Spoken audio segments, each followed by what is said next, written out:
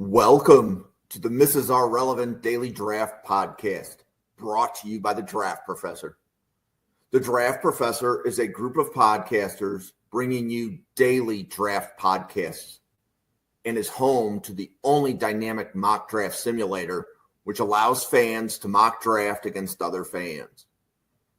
The Draft Professor Simulator features a first-round challenge, 5 unique one-round drafts. The Draft Professor Simulator features a second-round challenge, 10 unique 2-round drafts. All mock drafts are always picking against the fans and draft analysts which use the simulator.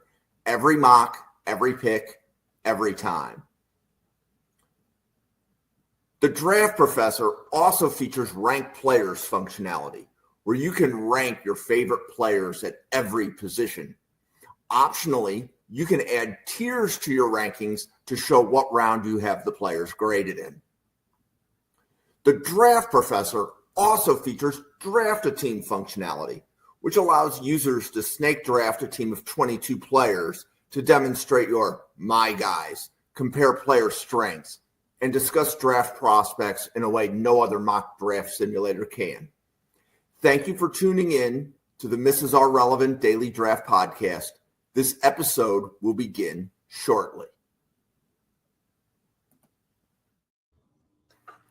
Hey, well, welcome to the Mrs. R Relevant Daily Draft Podcast. This is your late Tuesday night edition with Parker and Drew. It is really good to see you guys. Drew, how are you? Great to be back. I'll always love to be on here in front of the camera whenever I can. I'm especially excited for tonight. I've been waiting on this episode for weeks. I got some flags to plant. I'm ready to get grilled for this list. I'm so ready to go. Oh, geez, buddy. This is going to be an event. Parker mumbling things under his breath as we are. I'm scared. I'm scared, Jim. I'm scared. Oh, well, the good news is that, first of all, you're a much larger human than me. So even if we were in the same room, you would have nothing about me to be scared of. But the good news is you're protected by your camera. I'm not going to be able to reach through and poke you. The most I can do is just laugh at you on the air. The camera in the distance is the only thing keeping my take safe nowadays, you know. So this is our second podcast of the night on offensive linemen. And the task that was given to Drew and Parker was to cover all offensive linemen that they have graded round 5 or better. Okay, and we have different grading scales, but round 5 or better could develop into an NFL starter or better. I know that there might be some interpretation of that, but Drew, you had one center, so we didn't make a list. Who is the one center? Who is the one center that you had? This is really, really strange center class. This feels so wrong to just not even have a graphic because I have one player in my top 175 at that position. And technically, Drew Kendall from Boston College is at like the very latest 5th round grade you can get from me. But I'd imagine he doesn't stay there by the time I'm all said and done. My one center is Jared Wilson. He's got a mid-second round grade right now. Exactly, Bill. We're grinding right now.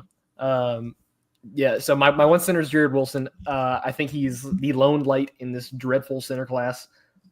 He's a great athlete. He moves so well, so fluently. He's got pretty good anchor for being as small as he is too. Well, I say small relatively, but he's great athlete. Probably my favorite thing about him is he's a heat-seeking missile to second-level defenders. It's like he's got a GPS in his head running all the time to exactly where these guys are at all times on the field. DBs, hell, even third-level defenders when he gets up there, he doesn't miss on guys in the open field. Pretty solid punch, pretty solid power for a smaller frame guy who's mainly an athlete. He's not going to be, a big body guy in the middle. Strong lower halves, got great grip strength. Pretty technically advanced hands too. He's one of the better snatch trappers in this whole class, which is saying a lot because there's some good hand fighters in this class. But yeah, I think Jared Wilson is should be a day 2 pick, probably early on that side, if you ask me, just because of how dry this center class is. And I think he's an immediate starter. Yeah, and Parker, you want to talk about your centers? Yeah, I got to know what the beef is with Jake Majors first and foremost, because that guy is a dog. What are we doing here? We're already starting off on the wrong foot, Drew. I guess so. I didn't realize the centers were going to be the cause of conflict on this episode. I knew there was going to be some. I didn't think it was going to be the centers. I like Majors. And maybe it's just I need to watch more because I admittedly I didn't spend a whole lot of time on anybody else after the first game or two because I just didn't love what I saw.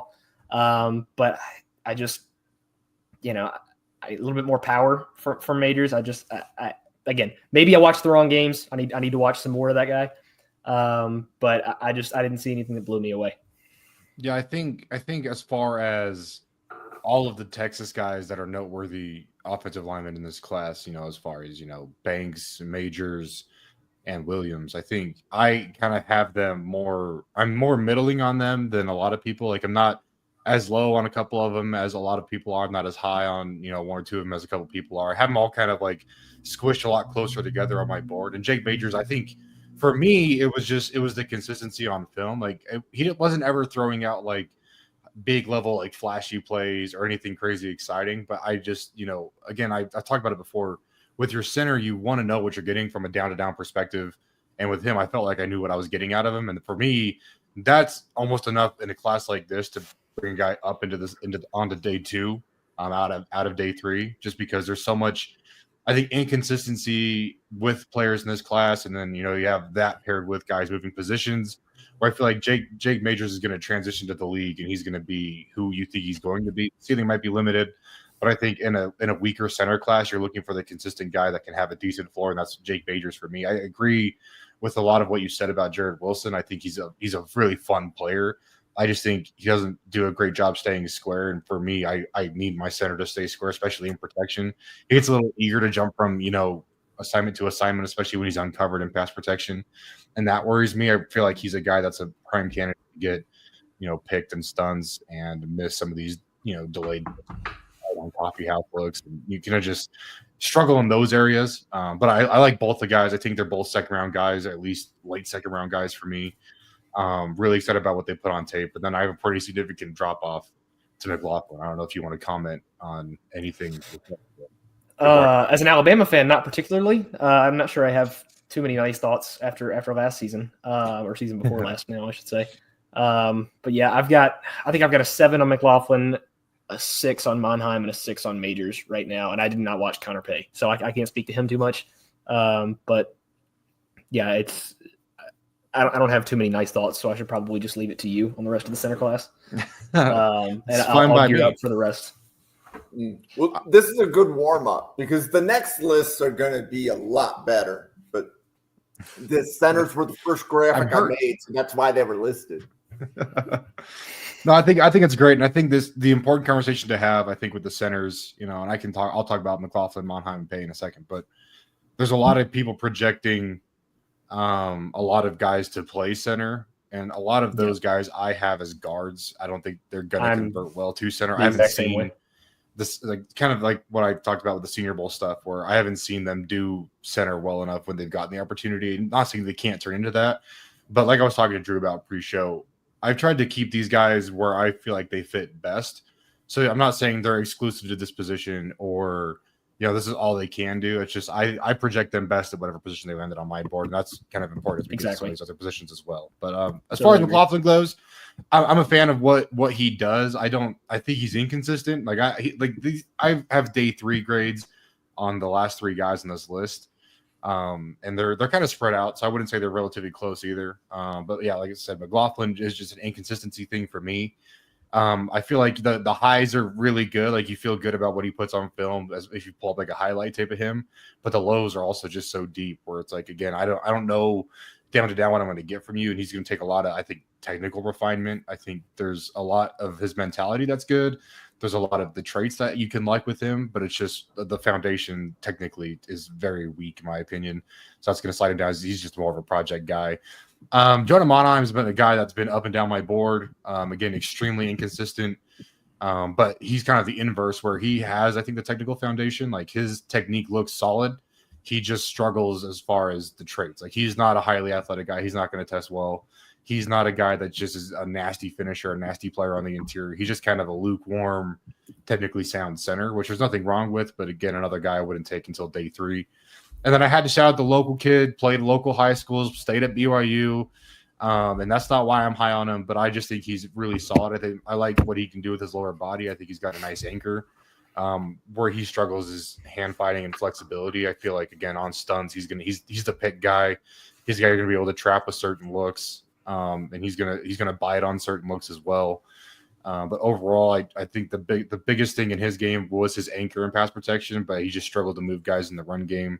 But I like the upside he has as a pass protector. I think he can be really consistent at that spot. He just needs to really take a leap, it feels like, at times in the run game. But I think he's the lowest offensive lineman I have rated out of this group that we're going to talk about today, if I remember right. But I still have him in the 5th, just more back end of the 5th, and I can see him sliding further than that, even if it's UDFA. But I'd take him in the 5th personally. Cool. And now we are going to look. Here we go. Guard list. This is the meat and potatoes right here. This is interesting because this is the first time I've seen the graphics side by side, and I just realized that you have the top 3 guys identical. So Drew's list is on the left, and Parker's list, clearly with Parker's name on it, is on the right, in case that was not obvious to anybody looking at the screen. But Drew, you want to highlight why you have Tyler Booker as guard 1? Yeah, and I won't steal Parker's thunder too much here because I know he's a little bit earlier on Booker than I was. But first of all, great minds think alike. That's what they say. Top 3 being the same. I'm not surprised about that at all. Booker, yeah, he's so. I feel like he's right up there with like Emeka Egbuka is probably the safest pick in his whole draft, where you can pencil a guy in as a decade-long starter. Booker is going to come into an offense day 1 and be an immediate contributor in pass protection. He's going to be, like I said, a day 1 starter. He's so strong. He's got an immovable anchor. He's just a vacuum for any power rushers. They're not going to move him an inch. He's super technically advanced with his hands in pass protection. Probably the most of any guard I've watched in a long time. He's vice grips for hands too. He gets his hands on you and you're done. Your rep is over. He's such a strong lower half too. He just like I said, the anchor. He never moves in pass protection. I think my main gripes with him are as a run blocker. I think he can be kind of off balance sometimes. I think that's the place he has the most room to improve. But again, if I'm drafting a guy in the first round like Booker as a guard, the pass protection is what I'm loving there. You can work as a run guy. And also the main thing that I can't get with him is a puller. He pulls like he has a blindfold on. I don't understand what the disconnect is there. But it's like he closes his eyes when he pulls. And he's just kind of flailing his arms around. And I don't think I saw him connect on a single pull on any of the tape that I watched. And Ryan, I had Marcus Ware on my list, and I took him off right before because I didn't feel like I could watch enough. I had 1 game of Montana State, and I didn't feel like I could include the list if I didn't watch as many games. But he had an awesome Shrine Bowl, and I did like the 1 game I watched. So he probably should be on this list if I can get my hands on more film. But so, Parker, you have Booker at number 1, Donovan Jackson is number 2. You want to talk about why you have both of them at 1 and 2? Yeah, no, I think Drew hit the nail on the head with Booker. Not much to add there. His biggest flaw, what people complain about, is the stuff in the run game. But I think, like Drew said, he's got a workable profile there. But the floor as a pass protector, I think, is safer than any floor in this draft. I think player-wise, I think you know what you're going to get day 1 from Booker as a pass protector. The run game concerns are what they are. I think the way the NFL's gone with run schemes nowadays, it's kind of easy to slot a guy in. I think you can figure out he has the play strength, he has the athleticism, he has all of the traits to fit there. I don't honestly, like Drew said, it's kind of baffling to see why he struggles because I think he's great at the first level, but once he gets on the move or gets in space, it seems to fall apart for him. I think it's just a patience thing. I think he gets too eager to climb or too eager to get out in space where he can overrun things. And I don't think it's necessarily bad. It's just like when you're grading out the games, even as a coach, like you're grading that out. It's like, oh, I like to see something better from you here. You're kind of missing certain things. I think it's easily coachable in an off season. And like I talked about before, I think, when you have issues, when you look at certain players, for me, when you look at it and say, oh, I can fix that in an off season, I don't generally consider that too much of a concern. It's obviously a concern you need to fix it, but if I can correct it before he hits the field in year one, then I'm not going to really have that on my short list of red flags. That's why I think Booker is one of the safer picks in this draft, especially top 40. Donovan Jackson, his flex potential that he showed most of the season, I guess, at tackle is why he's high on my guard list, which is kind of funny to say. But I already thought he was a solid guard. I just kind of thought, he was a higher floor, lower ceiling guard. But then seeing him flex out gets you excited for what he's able to do at both positions and what he's able to provide a team. And that's why he jumped Will Campbell for me. Donovan, I just think, has a solid floor at both spots. He might have a higher ceiling as a guard, which isn't saying much because I think he's got a pretty low ceiling.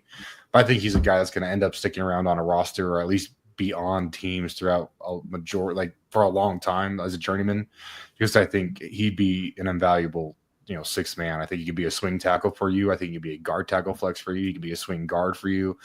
I really do see him as a four-position player, and I think he raised his stock a lot by having to transition out in lieu of Josh Simmons this season. So props to him. Yeah. And Drew, you want to highlight Donovan Jackson and Will Campbell? Yes, for sure. Now, was that Bill that just asked that question about us grading them on that versatility? That was, yes. So for me, I actually don't have versatility is not included in my grading scale at all. I graded him separately as a tackle and a guard, and they ended up right next to each other as late firsts at both. And the tackle tape, I have a hard time because it's you're going off of what four games, is that what it was? Like pretty much just that playoff run, but he was so incredibly clean. Are the foot speed issues there at tackle? Probably, yeah. But he was going up against RJ Oben against Notre Dame, and he was facing like NFL edges on a routine basis in these games. And he was hanging up. Give up. Yeah, he didn't give up the outside corner or the outside shoulder, barely at all. Maybe once or twice in the Tennessee game, but I thought he fared extremely well, even in spite of the foot speed concerns. He's so powerful, especially on down blocks. I think he has a bad habit of lowering his head and lunging into any contact, which is an infuriating habit of 99% of this offensive line class. I feel like I saw that in every single prospect I watched. So I'm not trying to call him specifically out on that. Everybody did it in this class. But he's so strong. Another guy that just immovable anchor. I think this is the true let him fail inside guy in this class rather than Will Campbell.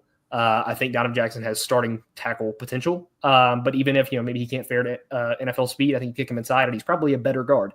I love Donovan Jackson at both positions.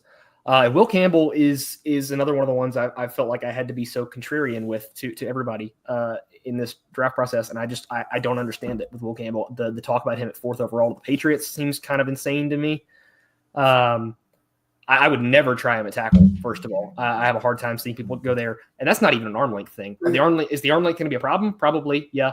Can I interrupt you for a minute? Yeah, for sure. It's hysterical, right? Because we had an offensive line podcast at 8:30, and they're like, Will Campbell at 4 overall. And then we have another offensive line podcast, and you guys are like, can't see Will Campbell at 4. That's a really tough one for me. And I'm not trying to take shots at anybody else. I totally respect everybody at the Draft Professor as evaluators. I'm sure that everybody has their values and their thought process. So I'd be interested to hear why they think that. But that's a tough one for me to sell. I think he's extremely limited as an athlete on top of the arm length concerns, which is a recipe for disaster at tackle. I think he's got a weaker lower half, which can be improved on, but he's got a problem there. He's a pretty solid run blocker, but I just the torque is there, but he really, really worries me. Like I said, in terms of athleticism, the punch and the grip strength is great. He's technically sound. He's a strong player, but I just he's technically sound, but he's just so athletically limited that I don't think you can ever try him at tackle. I think he's going to be a really solid long-time starter at guard, though. Okay, so Parker, you can comment on Will Campbell as you need to, and then you have Jalen Rivers at 4 at guard. So talk about Campbell a little bit, and then Rivers. Yeah, no, I'm really in the same boat with Drew. I've said it since the summer. I've never seen top 5 prospect Will Campbell film. He doesn't have, and even in a weak class, stacking him up, he's not a first round guy compared to tackles we've seen in the past as far as just film goes, right? Like ignoring what they've done or what we think they'll do at the next level. Will Campbell never had film that stacked up with guys that we've seen go. Like, just go watch Charles Cross, who's a very meh tackle in the NFL right now, and then go watch Will Campbell. And you're going to be like, oh, wow, no, this guy's the league's better. And Charles Cross was a legitimate, I think he was at least a top 10 guy. He might have been or slightly earlier than that or close to top 5 yeah, guy. You're accurate. Yep. Yeah. In the draft. And so it's like, you go watch that guy and then go watch Will Campbell and then tell me that Will Campbell's a top 5 prospect. That's all I have on that topic, just because. And there's other tackles in this class that I'll say the same thing with, where if you go watch other guys in previous classes, and like I do that as a primer every time I go into, my summer scouting, especially when I go in to do my rechecks in the season, when you've been watching a lot of college football. I've been watching a lot of high school football, coaching. Every time I go to do my rechecks in the fall, I spend like a day or a weekend watching some of my favorite prospects from years past, no matter how they turned out in the league. And then I always pull up a few guys that are top guys in the league that I might have missed on or I just didn't watch back then. I just go see what their film looks like, and then I jump into that position group. I do that by position, because I think it's important to kind of like restructure your viewing experience to like the level you should be watching from, because I work with 16, 17, 18-year-olds all week, and then watch college football on Saturday. I'm going to go and start watching these college prospects and be like, oh, wow, this guy's amazing. But that's really not always the case. But that's where I'm at with Will Campbell. I think if you go stack him up with other top 5 tackles, you'll understand why I don't see him as a top 5 tackle. But realistically, watching his film, the base is fine, but he gets peeled open, especially on inside moves so often in pass protection. Mm-hmm. It's a concern, especially at left tackle, but let alone just the tackle position in general. Like, he doesn't have a good anchor, in my opinion, I think. And then again, like I said, he gets peeled open on inside moves. And so when you see guys that get peeled open like that, then you want to see them have the strength to redirect guys across the line. Whereas I think Will Campbell, as one of the things I love most about Donovan Jackson, but their understanding of leverage and just like, keep my body between quarterback and defender. I think a lot of people can fall in love with that. Like, oh yeah, he's always in between the defender and the quarterback, but that doesn't matter when it's defender, you, and then the quarterback right behind you. That's still a bad rep. Even though you're in between the defender and the quarterback, that you're doing your job, that's not a win in my book. That's kind of where I struggle with him, where I just feel like he's got really loose hips. I feel like he's got a weak base. Like Drew said, the punch is fine. I think he's got good upper body strength. He keeps his head out of blocks, which I enjoy a lot. I think he's a great people mover in the run game. I think he succeeds at the second level. He's very patient at the second level in the run game. That's why I like him as a guard. I think he's going to be a very good guard at the next level. I don't see any level of success, which sounds hyperbolic and dramatic, but I don't see him having success as a tackle in the next level. I just think the bend's going to destroy him, because I think he shortens that corner a lot and does a good job of just, again, maintaining that leverage and forcing guys around the hoop, which is fine. But guys are going to learn that they can show speed on the outside and counter either with power or just with an inside move, and they're going to be able to open him up and win reps. And that's going to really, he's a guy that if he just goes in as a tackle only, he's going to get a lot of hate coming out of camp. Maybe not from the media, but just in general, just because I don't know if he's going to even succeed there. But Jalen Rivers is a guy that I need Drew to get hip to, apparently. Listen, I thought I was high on Rivers. I like Rivers. It was funny because I didn't realize. That's actually, first of all, that's a fair take or fair comeback, Drew, because I will definitely say both of you have Rivers, I think, higher than this is not the first offensive line show we've done. Okay? I think both of you are higher on Rivers than I've seen others. But, Parker, you've got a flag there. So, plant yeah, flag. I've been higher on Rivers than most everybody I've seen, except for Parker, I guess. I just even when I was putting this list together, I was like, because I added him a little later. I don't know, kind of reorganizing it, but I was like, oh no, I like him better than so and so. Oh no, I like him better than, and he just kept climbing the board. Yeah, and my grade for him is kind of just solid, but again, another guy where I think he's got true forward position flex. I know a lot of people talk about him as a center. I just would need to see him do it before I can truly say how I feel about that. But I think starting out day one, he's another guy that can go 4 positions. He can play both sides of the ball. He can play tackle and guard. I think he's a little less. What's the word? He's not going to be as good of a tackle. But I think that's kind of clear by his film. Yeah. But when we bump him inside, I think you have a high level guard. The only reason he's down at 4 on my guard list and not 8 is because I just worry about his floor. I think he could really be a boom or bust type player coming into camp. I think if he gets into the league and settles in relatively early, like some of the top level guys do, or if he gets into a situation where he's able to, he might be a day one starter for a bad team, but if he gets into a situation where he's able to get to a good group with a good coach, maybe some veteran experience, I think we could see a very like kind of a Steve Avila path for him, where he becomes a day one starter, but you just see him improve week over week, and then by the end of the season, you're like, oh yeah, no, this guy was clearly one of the better prospects in the draft, though he might not come out being that guy. I think, come November, December, January, I think we're going to be fans of what he's doing. I'd love to see him land in like a San Francisco or like a Seattle. I think he's a great fit for those teams, and I think those are ideal situations for him to come in, have a significant day one impact, but then be able to grow throughout the course of an offseason and a season. I just really, again, worried about that floor, but his ceiling might be one of the highest of this guard class, just because, again, the flexibility is great, but what he's able to do on a down-to-down basis and what the flashes that he shows on his college tape, it's like, dude, I love watching this guy's film. I think he's a mauler. I think he's got that mentality that I love out of my offensive linemen. I think he's got ways to go on certain technical things in his game, but overall, I like what he brings, and I think he's going to be able to get in with an NFL coach and even an offseason trainer and really clean up a lot of his game and show that he could be a very solid prospect at the next level. Hey, and Drew, you've got Gray Zabel as your 4th guard. So what do you like about Zabel?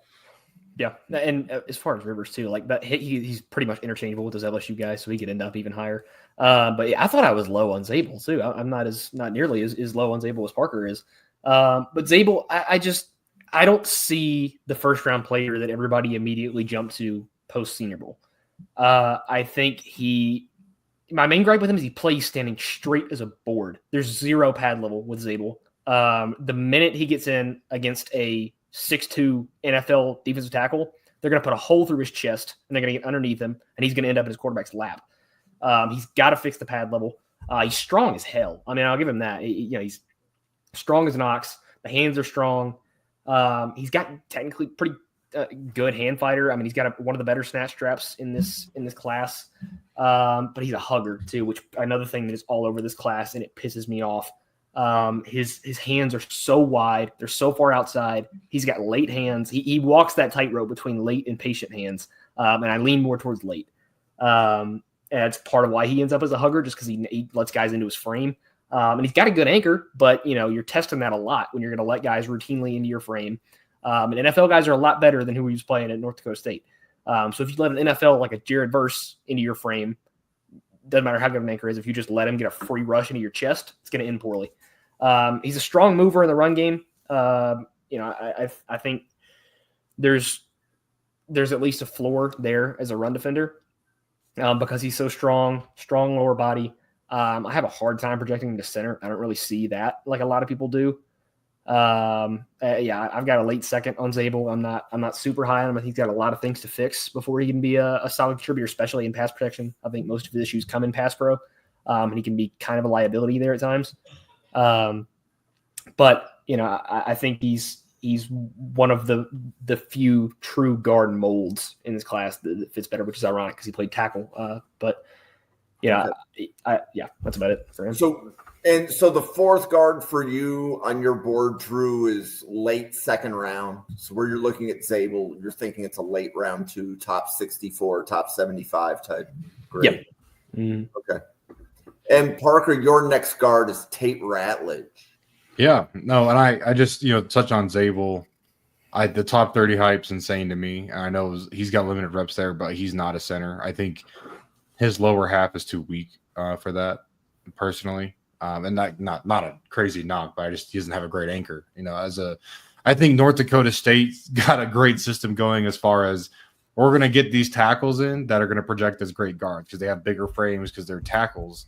But they're not the best pass protectors. They're not asked to pass protect, so it takes a long time. Speaking from experience as a Bengals fan, it takes a while for North Dakota State offensive linemen to these tackles to convert into good pass protectors, even on the interior. But you're going to see these guards come in that are great, run blockers.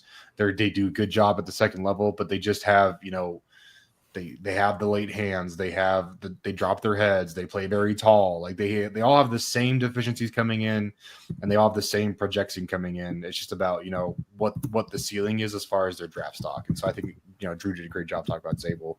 I just had to get in. The top 30 hype's insane. Saying that he is going to play center day one for a team, I think, is also insane. Moving tackle to center is a huge leap. Moving from FCS football to the NFL is a huge leap. If you put him at center day one and leave him there, you're going to have a really rough 2 years, in my opinion, with that player. Not that he can't do it. Like I definitely think that he can. Anybody can at that level, as far as the NFL goes. But just you're going to really struggle for a couple of years. But Tate Ratledge, I think, is my player who embodies this guard class, whether it's tackles flexing in, the true guards, like whoever you have on this list. Because I think he's a very good athlete. I think he tests well this week. We'll obviously see. I think he's there. I would assume he's there. But he's a great mover. I think he's built for a wide zone scheme. He's got kind of not the strongest punch. And like Drew said, he ducks his head a lot, but he's able to cut guys off, win the leverage battle. I think he does the same thing at the second level and out in space.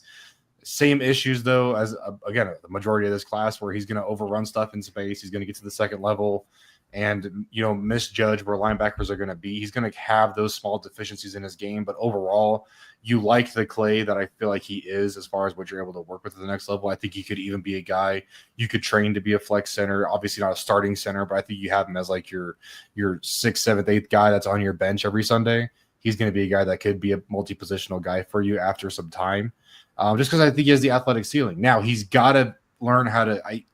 There's flashes on his film of some really fun natural play strength, but he doesn't know how to harness that. It feels like he's got it, but he tries to be more athlete than brute, I think, a lot of times, and that's what gets him into trouble. Is he tries to out athlete defensive linemen and linebackers, and there's times where he's just not able to do that. Though I think he's a good athlete, there's times where it would just serve him better to be a power player, and he doesn't really seem to know when to turn that gear on or switch his attack for certain defenders. But again, I think that's something that you maybe not coach up and correct all the way in a season, but I think that's something you can get to, day one of the season, have him be active on your bench as an NFL team and feel confident that he's going to be able to go out onto the field if need be and perform at a high level. But that's why I have him in that, later day 3 range, just because I think he goes earlier than my famous, 4th round. You have traits but aren't very good bucket. I think he's better than that tier of player. But I don't think he's far off from that, just because I do think he has a lot of fun technical things that he does. I think he's a good hand fighter. But mostly what excites me about him is his traits and what he's been able to put on tape as far as being an athlete. I think he's a little bit more of a project than I'd like out of a round 3 guy, but in a class like this, I think that's where he lands. Okay. And then Drew, Wyatt Milam from West Virginia is your 5th guard. So what do you like about him? Yeah, Milam was another kind of frustrating watch because I think he's one of the higher ceiling guys on this guard list. He's a good athlete. At least he has the potential to be. I think he's got the same, foot speed and pocket range issues that all these tackles kicking inside do. But I think as far as straight line athleticism goes, he's better than a lot of guys on this list. I think he's strong too, upper and lower body. He's got a lot of muscle. Which is why it's so frustrating that he uses his head as a battering ram every single rep. And I don't understand why. These guys are going to end up with neck injuries before the end of their rookie contract because every single one of them wants to initiate contact with the crown of their head down. And not only do I hate it from a safety perspective, you constantly get push-pulled. You constantly get swim moves as a problem. You just flat out whiff half the time on second-level blocks because you're trying to dip your head into a linebacker.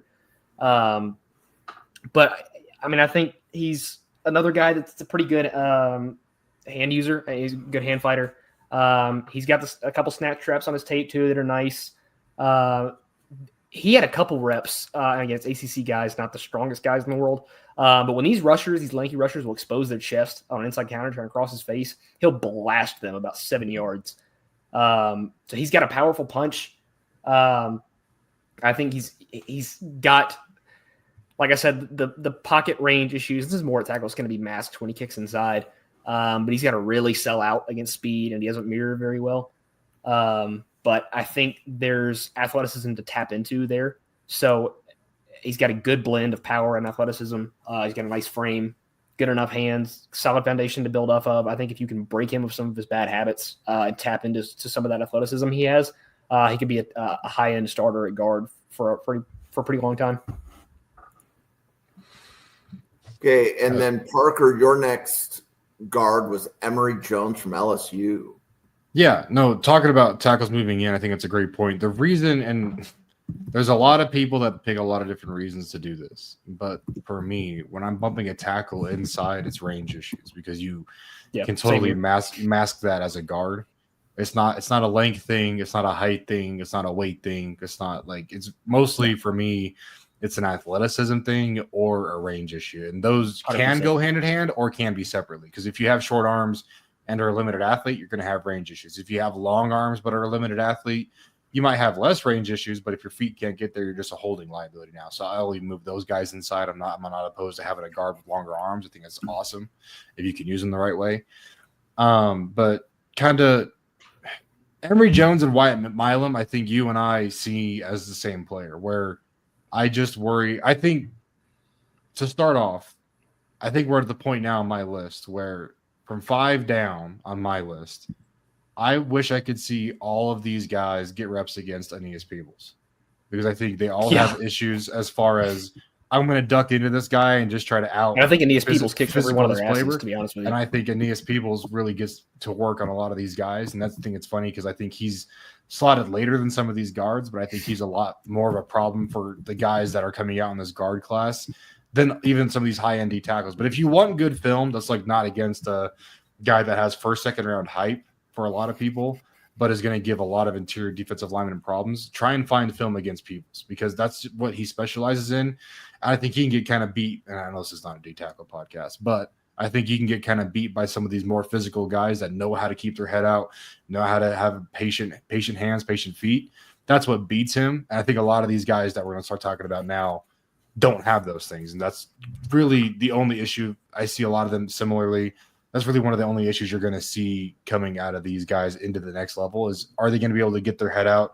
Are they going to be able to have patient hands or initiate contact early enough, but tight, not wide, where they can win those battles early and shut them down? I think a lot of these guards lose late or lose early, but win late if they can. And Emory Jones is the perfect example of that, where he's got, I think, good hand placement when he's able to punch when he wants to punch. When Emory Jones is in a position where he can dictate the rush, dictate protection, dictate engagement in the run game, knows what's going on, can get the jump on a defender, he might be one of the best players in this class as far as guards go. But when he's, gets beat or gets a move that he doesn't expect, which this sounds very dumb, but I promise it makes sense. But when he gets the counters that he's not ready for or stuff that just counters what he's strong at, like his misses are bad. Like when he's getting beat, he's flopping around, he's reaching at guys, he's trying to grab guys late. Like his losses are really bad, but his wins, like he looks dominant at times. And that's, again, that variability I just don't feel comfortable with, and I have to slide him down. Again, I've always been a floor guy, always will be a floor guy, and I just think his floor is so low personally. And that's why I bump him into guard, because hopefully at guard you can hide a few of those deficiencies and just naturally make him a better player. I think he's got a higher floor as a guard, but he's got issues you have to work on him with. I think he's a slide side guard, so you want to put him, maybe next to the tackle you don't trust on an island. But I think he's great at working together with, obviously, his guards at LSU. But I think he's going to be great at working and handing off stunts. I think he does a great job of staying square. I think he does a great job of keeping his head on a swivel and identifying what's going on. He's able to identify exotic looks as a tackle. I think he does all of that really well. Like the mental stuff, I think, is there. But it feels like his mind moves faster than his feet, moves faster than his hands at times, and he just is very disjointed. And I think he's just, again, more of a project. I still think he's a day 2 guy. I think he goes a lot earlier than I would personally take him. I don't hate his game. I like his game. But if I'm looking at this from the perspective of a GM, and I always say if I'm looking at these prospects, it's like, hey, what's this guy going to do for me the first game of the season in September? I don't see this guy being on the field for that first game. I could see him potentially being on the sideline, being a top 8 guy, but I don't see him having an instant impact. I think teams are going to struggle on how they can use him. I think it's safe to say I see him like I saw Latham last year, almost like a Latham light, where I don't think he's got the heavy feet, but that's a good and bad thing. Like, I don't think he anchors as well as Latham did, but he moves a lot better in the run game. But I think he's got a lot of the same deficiencies where it looks like he knows what he's supposed to be doing, but he just can't get his body there. That's why he slid down my board. Yep. Okay. And then, Drew, there's two players I'd like you to highlight. One is Miles Frazier, and the other is Luke Kandra, because those are two players that are not on Parker's list. And then I think everybody else on your list will be covered. So Miles Frazier, Luke Kandra. Yes, and I'm sure Parker's going to hit on my main points about Jonas Savaiinaea, but I'd love to follow that up too whenever he gets to him. But as far as Miles Frazier, and these are both guys we actually talked about on my first podcast with Parker as scouting reports. Miles Frazier is he's actually honestly the guy that I'm hoping the Titans go for the most at the beginning of day 3, because I think when you watch him, the thing that jumps out most is consistency. You get the same Miles Frazier on every rep of every game all the time. His short area burst is crazy for a guy that's not really, athleticism is not really his game. He's not one of those like Steve Avila, like you mentioned earlier, type guards where you're just a pure mover, which is typically the type I go for. But Miles Frazier, he's a solid athlete. He's super strong. Like I said, super consistent. He's got technically sound hands. And you blink and he's at the next level, or the lateral quickness, you blink and he's sliding with guys. His feet are a lot quicker than most people give him credit for. I think he's got an extremely high floor because of those reasons. Just very technically sound. I don't know how high the ceiling is necessarily with Frazier. But I think that's a guy you draft to come in and be a day one starter. He's solid in both pass protection and the run game. And I just think that he's incredibly solid at everything, very well rounded. And then as far as Luke Kandra goes, Kandra, I flipped back and forth between a 5th and a 6th on him for a while. And I know some people have him like in the 3rd and like near their top 50s. And I can't quite get that high, again, because I just really, really struggle with guys that are limited athletes. You better be really, really good, or really, really strong, I should say, like Jalen Rivers, for example. If you're going to be a limited athlete, you better be Jalen Rivers for me to like you. Kandra, I like that. Yeah. It's just like he's, I don't think the hands are bad, but they're not good enough to make up for how limited he is. He's strong as hell. If he gets a hand on you, you're probably shut down. Big mover in the run game, a lot of anchor. But he's just he's never going to be able to mirror. He's never going to be able to keep up with speed. He can't track at the second level if he can even get to the second level, like I said, with the athleticism concerns. So I think this guy could be, a potential contributor at some point just because he has the raw power.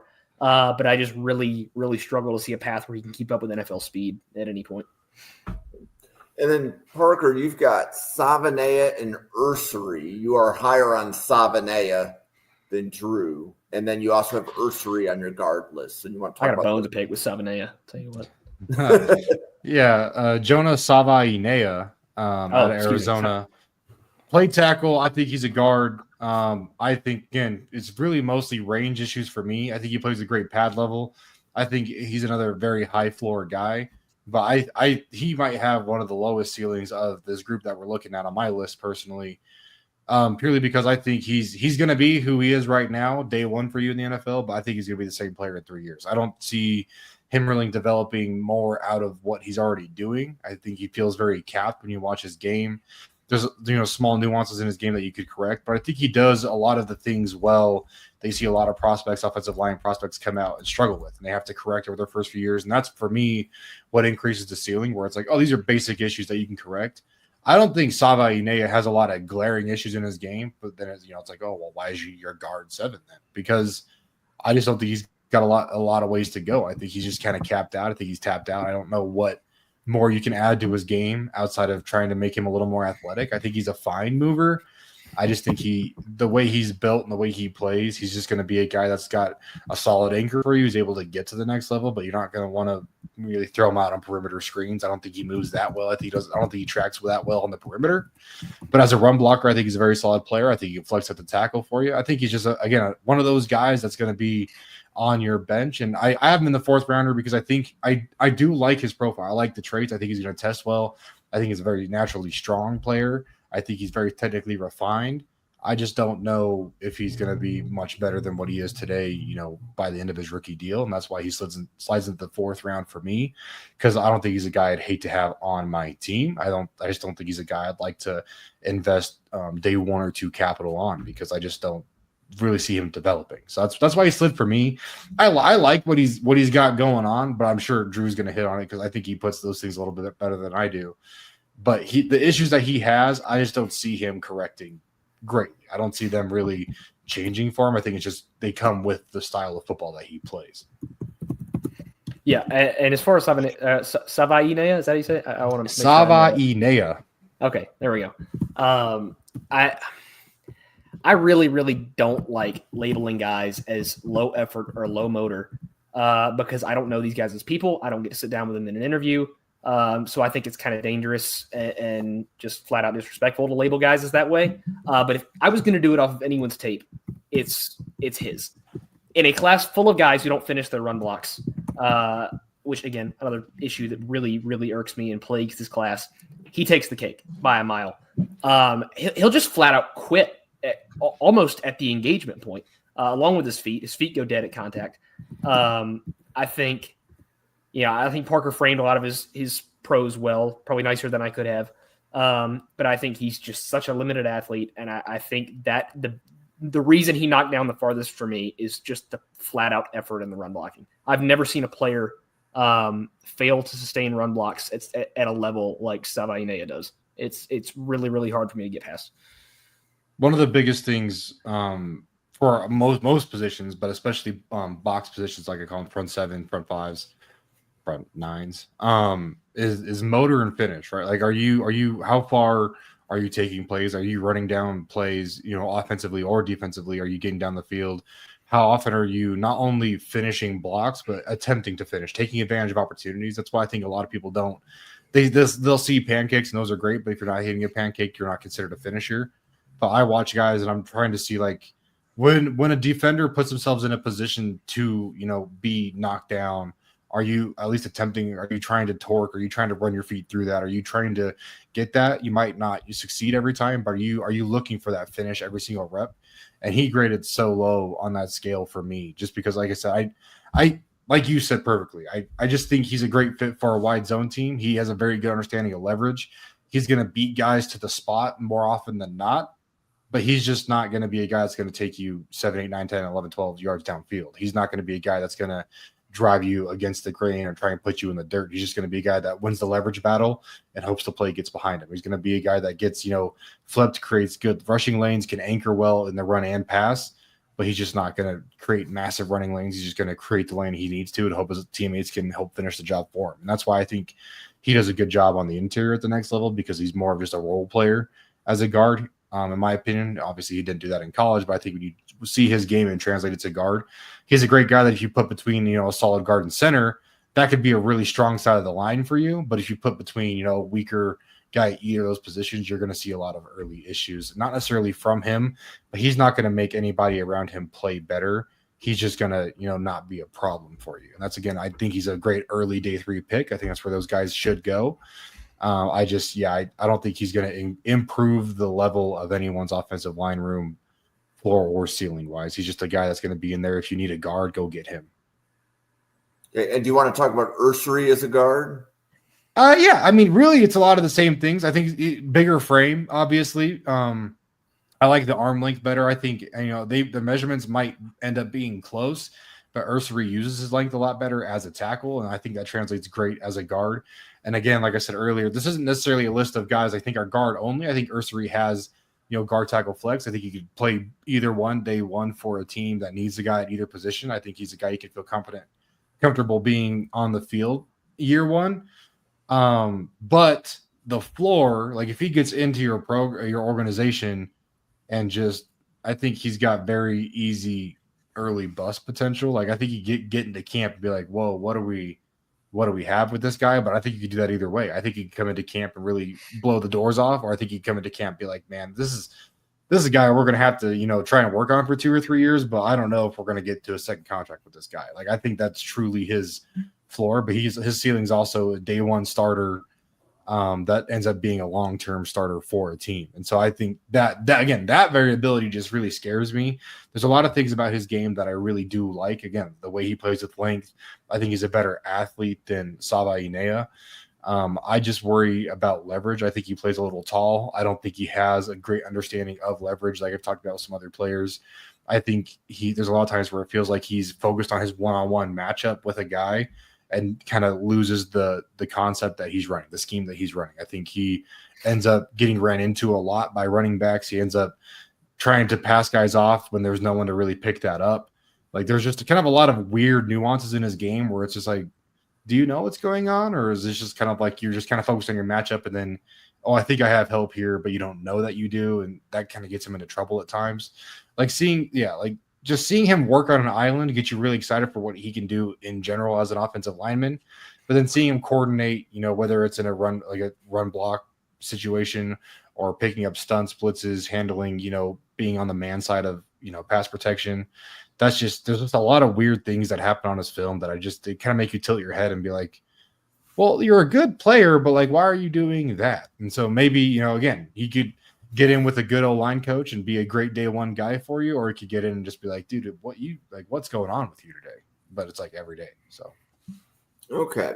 So at that point, we've covered the guards. Let's pause before we do the tackles. So Parker and Drew are among 42 people that podcast on occasion at the Draft Professor.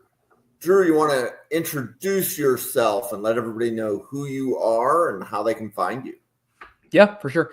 My name's Drew. We're at Iron City Film on Twitter or X, which is where I post pretty much everything, all my scouting reports, a lot of cut-ups. I've been pumping out O-line cut-ups as I've been watching these guys. Had a lot of scouting reports off on those guys.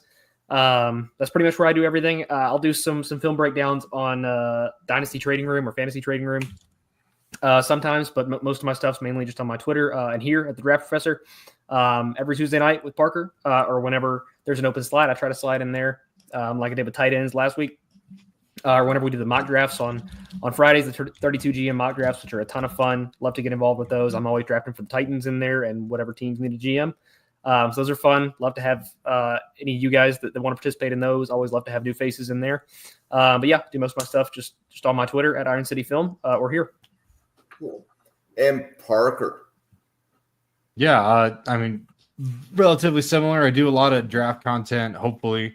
I also talk about the Bengals probably more than I should at times, just, my favorite team. But go find me at Parker Blake 60 on X. That's where I'll post everything. Feel free to subscribe to me there. I do a lot of my in-season and summer scouting stuff all goes to my subscribers. I don't release a lot of that stuff early out just to my regular timeline. It's for my subscribers because I try and keep a lot of my hot takes, especially early on, more private. So if you want to go yell at me about some really bad takes in July, August, September, go subscribe to me on X because you'll see a lot of that stuff pop out. But yeah, everything I do, I post there.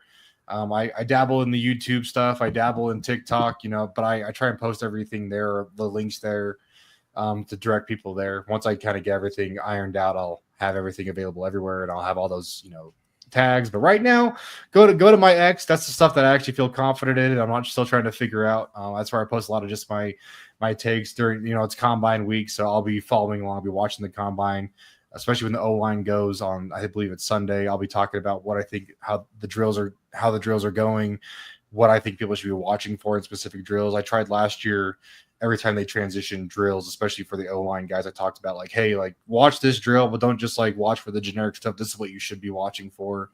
These are kind of the points to take away from this on-field drill. And then obviously we'll talk about, measurements and metrics and testing, even though I have certain feelings about that you'll be very well aware of if you just go to my X account. So just go follow me there. I'll post everything there for y'all. So awesome.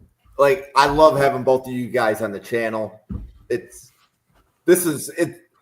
we started together a little bit late, right? Because we didn't like Drew. We met you at the Senior Bowl, or I met you at the Senior Bowl. Mm-hmm. Parker was at the Senior Bowl, and then you met Parker. I met Parker at immediate. Then you realized, yeah, we were on the field. So no, this is definitely becoming you guys are a really good team. So I want to remind the audience, this channel has daily draft content. This is our second podcast today. So we usually have a podcast at about 7 and 9.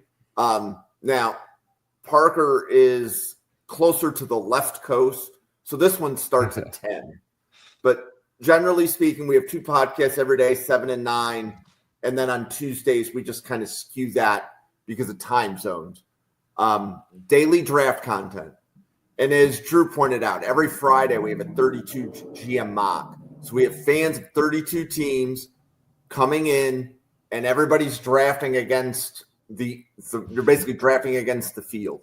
So you tend to learn way more in a 32 GM mock than you will on a simulator, because it's never perfect as far as like what somebody's board is or how somebody perceives team needs. So you can learn a lot showing up on a Friday, and then you also get really good entertainment like Bill Carroll.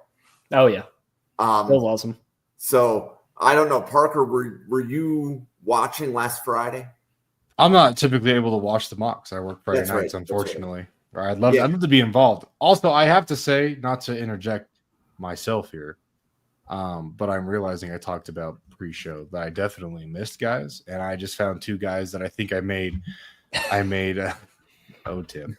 I made Jim move guys in the simulator. I didn't put them on my guard list, but Drew's 5 and 6. I definitely have as guards. And didn't. I think I missed Charles Grant as well on this list, but I don't really want to talk about him anyway. So, so that's fair. This is I'm highly amused because this is our second offensive line show today. So the one that we did at 8:30 was offensive line, and you guys already have your guard lists were different. I can now see that your tackle lists are different. This is going to be a lot of fun. So, Drew, your top 2 tackles are Simmons and M'Boue. What do you like about them that you have them at 1-2? Yeah, so this actually ended up a lot closer than I thought it would be. I didn't think M'Boue was going to grade nearly as close to Simmons. I thought he was going to be kind of alone at the top, but it was a lot closer than I thought. I liked M'Boue way more than I thought I would. But Simmons, yeah, he's everything we talked about on our tackle episode. He's such an explosive and fluid athlete. Again, I really hope the knee is not anything lingering and damaging and serious, that he can still return to form as that explosive athlete we saw at Ohio State. I think my one big knock with him is just the outside hand placement. If he can tighten up that hand placement and stop letting guys into his frame so easily, I think that's the one knock I have on him. But like I said, such a great mover. He's a great tracker in space. He tracks second and third level defenders super easily. He's got a really, really solid anchor, even though he's playing at 297 pounds is the playing weight that I've seen the most. So he's you would think, looking at his frame, maybe some play strength issues, but I don't think so at all. He's a mauler in the run game. Didn't really lose to power ever. He's got an accurate punch, well-timed. I wish there was a little bit more pop, but like I said, he's playing kind of light, not a ton of pop in his hands. But he's very technically sound, super light on his feet. He's never going to get beat by an inside counter. He mirrors inside so well. So I think, again, hopefully I don't have very tapped in medical information, but if he leaves this week in Indy with clean medicals, this guy's a top 10 player on my board. I think he should be a top 5 pick in the draft. He's awesome. And M'Boue is awesome, dude. This guy rocks. He's crushing power on down blocks. I would never want to be in the receiving end of an Armand M'Boue down block. He will split guys in 2. Again, one of the few blockers in this whole class that will actually finish his run blocks. I love to see that. He gets after guys. He wants to finish up with an exclamation point. I think Armand M'Boue could reach block the sun if you asked him to. Also, there's not a single thing in the universe Armand M'Boue could not hit the outside shoulder on a reach block with. This guy is who you want in wide zone. He will get after anybody on a reach block. And I know some people have been talking about him as a guard. I don't see it. I think the foot speed, Are there concerns here and there? Maybe, yeah, but I don't think it's near bad enough to kick him inside with how high his potential is at tackle. He's got such a strong punch, really jarring two-hand punch. Not a lot of variance in his punch. He kind of wants to just stick with that two-hand right there. But it works. If it ain't broke, don't fix it. Plays really balanced, good base, good leverage, good pad level. Pretty advanced hand fighter as well. I think M'Bo, I think Daniel Jeremiah's had him in the top 15 on the past two mocks. I'd be really surprised to see him fall out of that. And I think it's well deserved. I think he's a day one starter and a guy with really high ceiling at tackle. And Parker, same two players, Simmons and M'Bo. You have them at 1-2 for tackles. So what do you like about them? Yeah, M'Bo, I agree with Drew 100%. I think he filled the crater that was the 1-2 jump in this tackle group. I probably don't have him as high as it sounds like Drew probably has him on his overall board. But I do like a lot of his game. I do think he's, instead of being the guard that can flex a tackle, he's the tackle that can also play guard for you. But he's a guy that you definitely let fail outside. I don't think he will. I do think it's funny, Drew being the wide zone guy. I'm more of a gap scheme guy personally. But my favorite part about what M'Bo does on the perimeter isn't necessarily how he's able to reach guys, get to the outside shoulder, because he's a two-handed puncher, which I hate. I think if you would just maximize using that backside arm and get to the front side shoulder, you'd probably be a much more successful reach blocker. However, the power that he's able to generate and the motor he has, he's able to run his feet through blocks. When he gets to the outside shoulder, or even squares up with these guys on the perimeter in a wide zone scheme, the ability he has to take those guys vertically and, again, look for the finish, look to just take this guy home with his own two hands, I think is really what opens up that perimeter for the Missouri rushing attack. Like, he was able to just create wide perimeter rushing lanes and just say, hey, if you want to come outside, that's fine. You can go anywhere you want. And then, like Drew said, he just runs his feet straight through defensive tackles. Looks like he has no intent to block the D tackle in a good way, where he's running to the linebacker through the defensive tackle's shoulder and just the defensive tackle's in his way. And he makes sure that he is no longer in his way after a couple steps. Great upper body strength, great base, great lower half strength. One of the more solid profiles from a natural, athleticism and strength perspective. I don't love kicking him inside because I think he plays a little wide with his hands.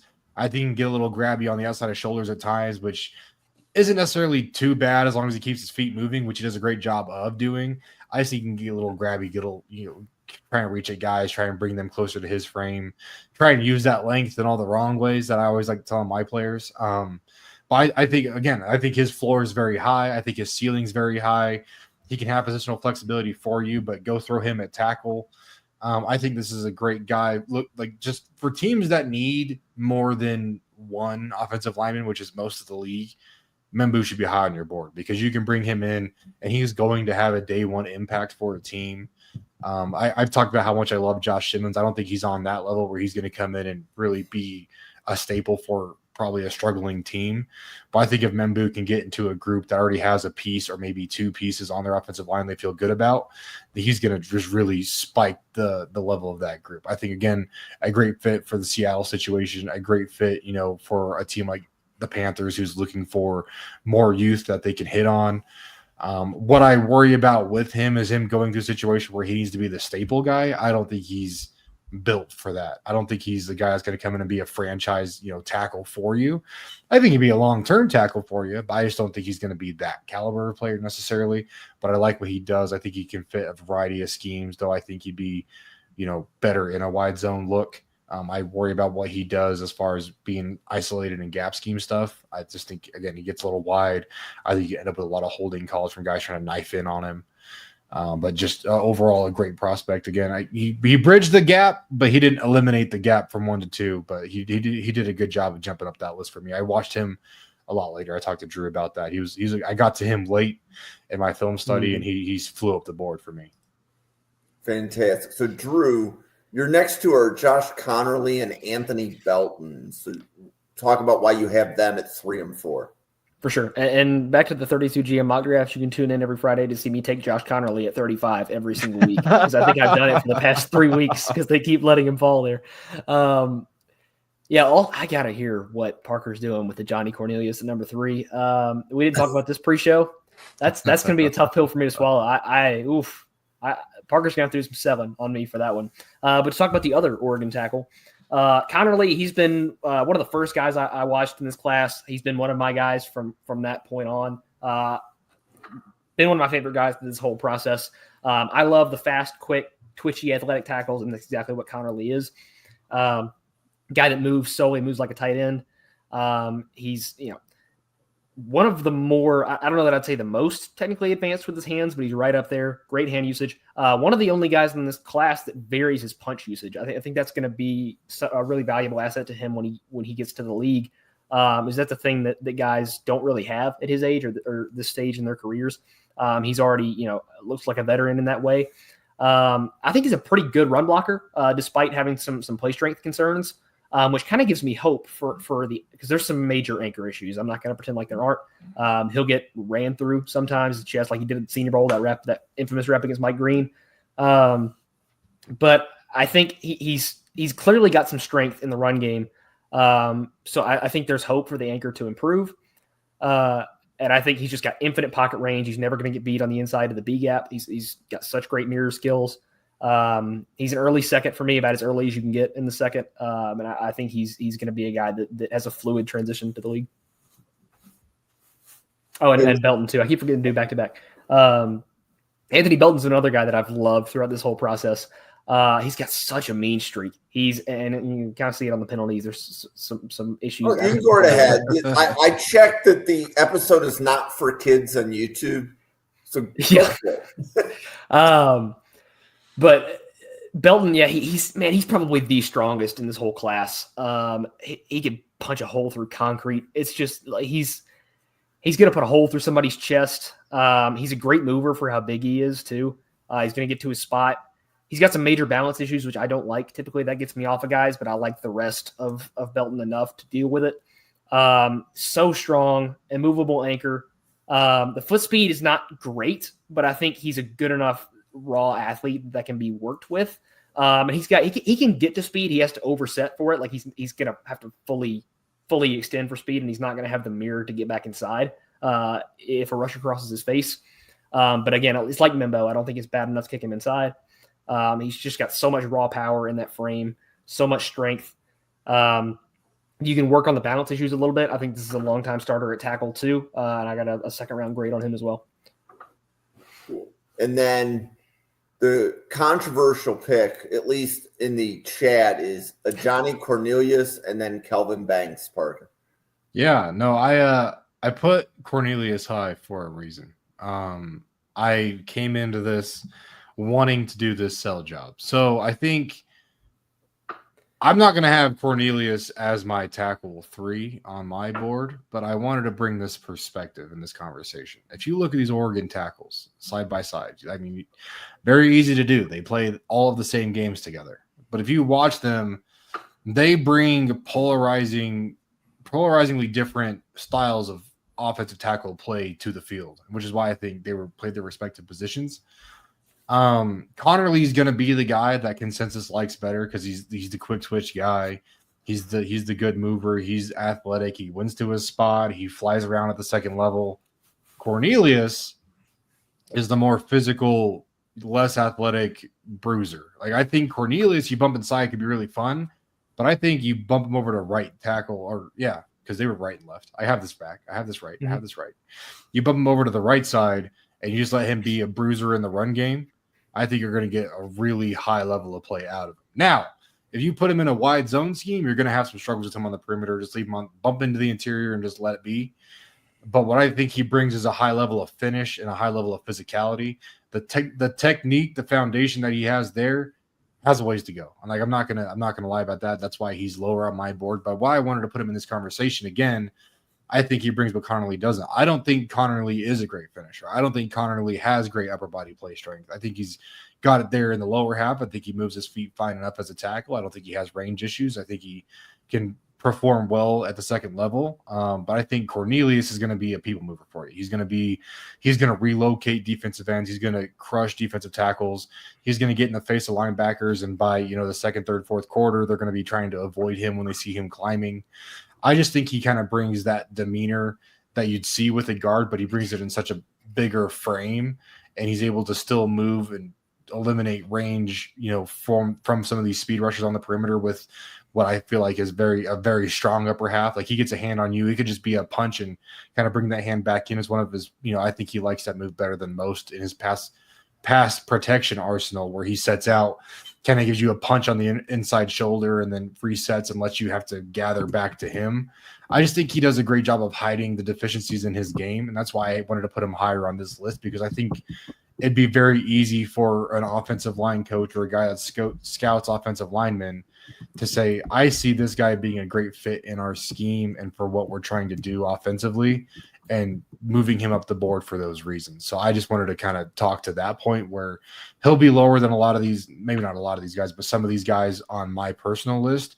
But if you have a scheme fit for him, or you're only missing a piece or two on your offensive line, he's a guy that you can bring in. Like, he's a guy that I'd be interested to see the Chiefs take a swing on in maybe the second round, third round, purely because I think you bring him in next to a really solid guard. I think you can get a very, very high level of play out of him. But if you put him into kind of a crumpling unit, he's not going to improve it by himself. I think I talked about that with a couple of these guards. He's not a floor raiser, ceiling raiser on his own. But if you get him into a situation where he can kind of lean on his guard at times, especially with some more exotic looks, I think he's going to be a very high level player. So that's the conversation I wanted to have. Okay, and then you have Kelvin Banks as well. Yeah, I have Kelvin Banks at 5.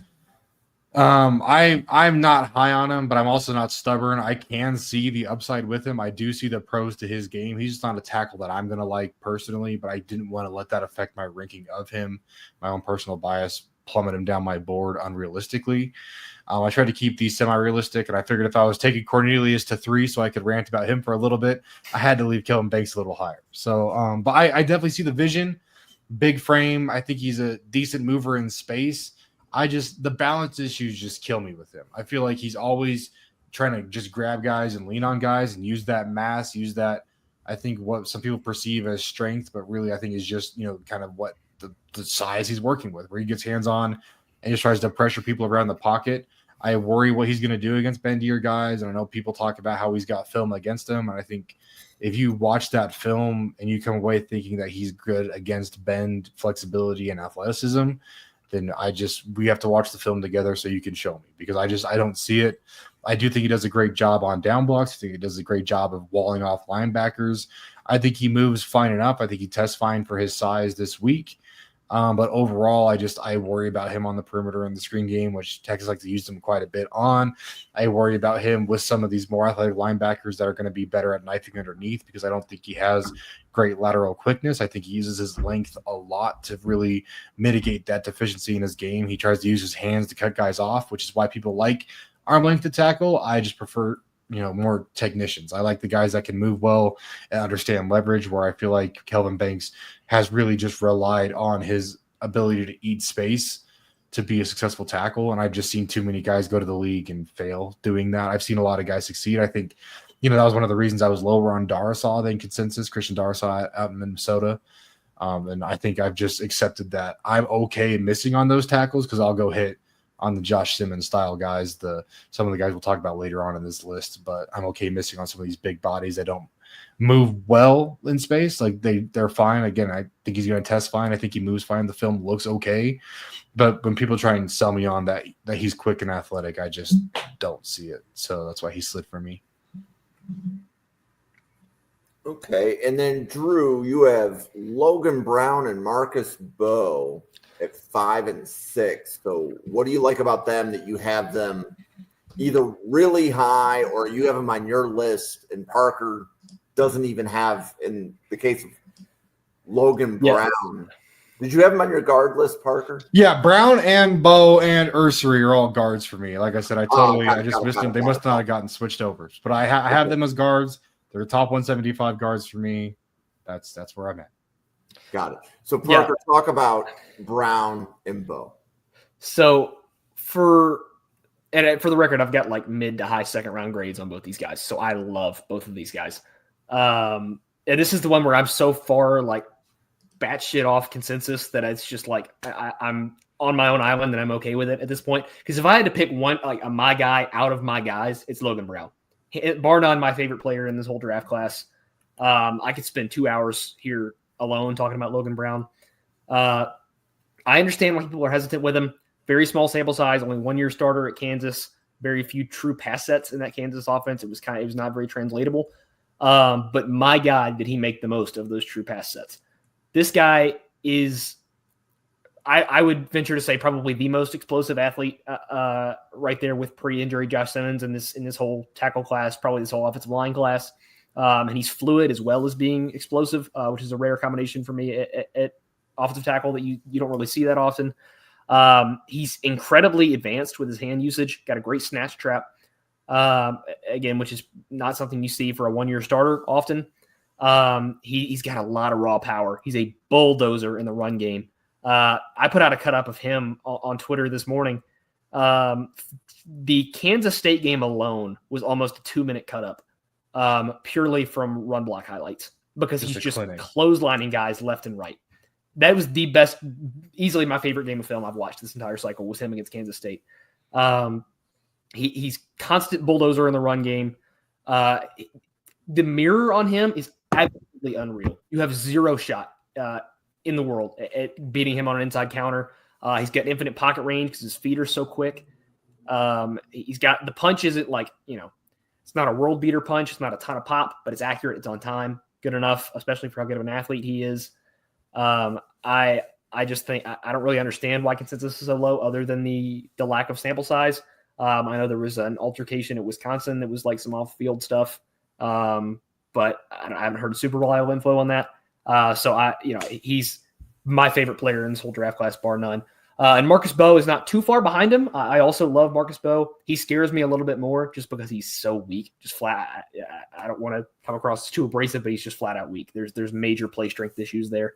The anchor is not good at all. I'm terrified for when he runs into an actual NFL power rusher. But he's damn explosive too. And I have no problem saying he's got the best hands in this whole class, the best hand usage, at least.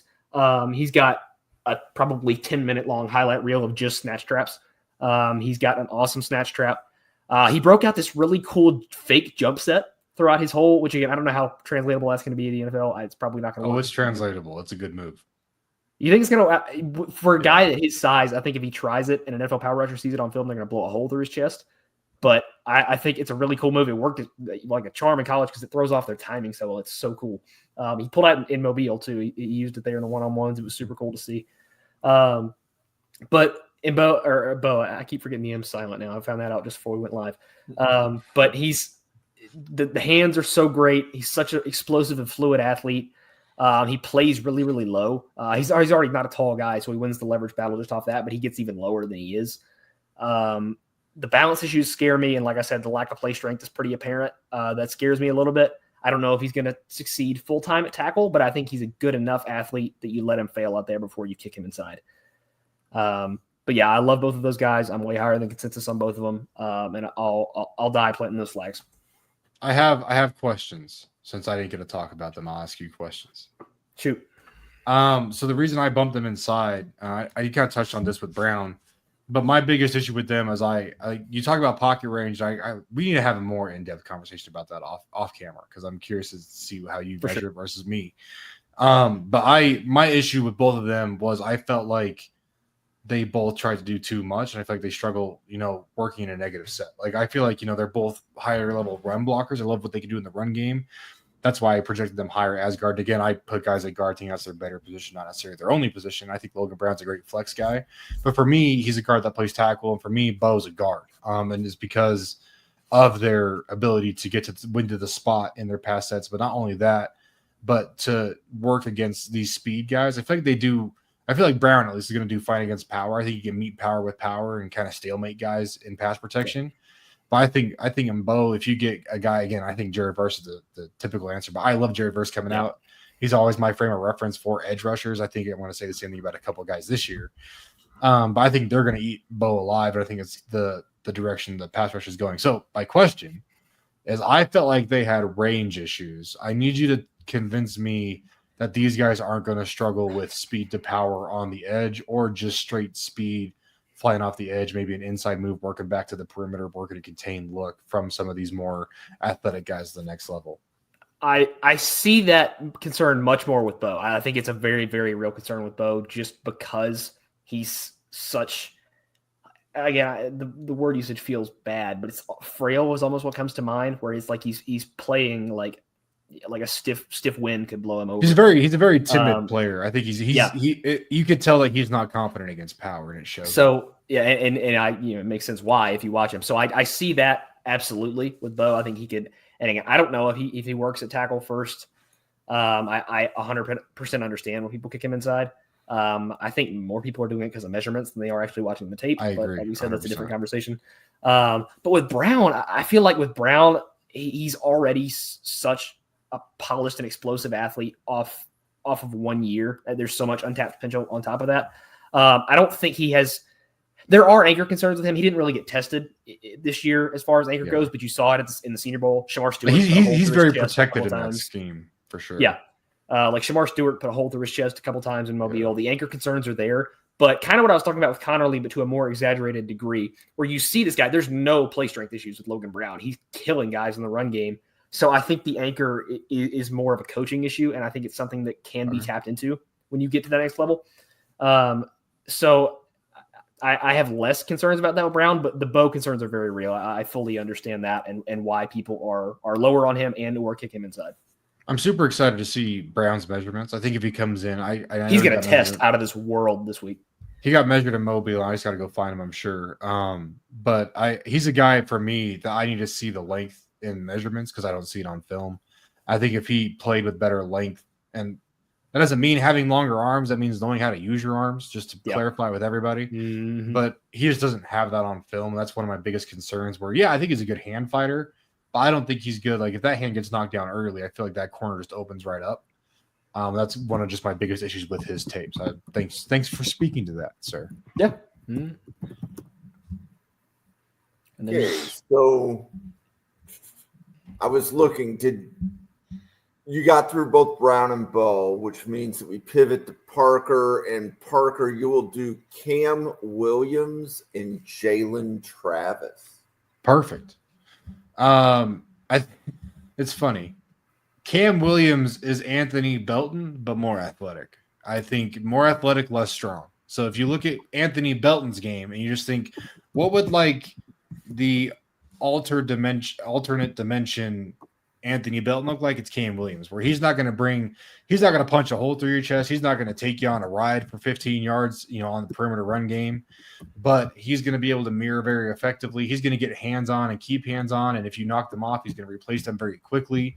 I think he's very much a technician, but very clearly lacks play strength, which is, I think, why he's become such a great technician. And that's why for a long time, and I think on my final rankings after we finish testing and stuff, Cam Williams will probably finish very close to, if not above, Banks on my board, just looking side by side.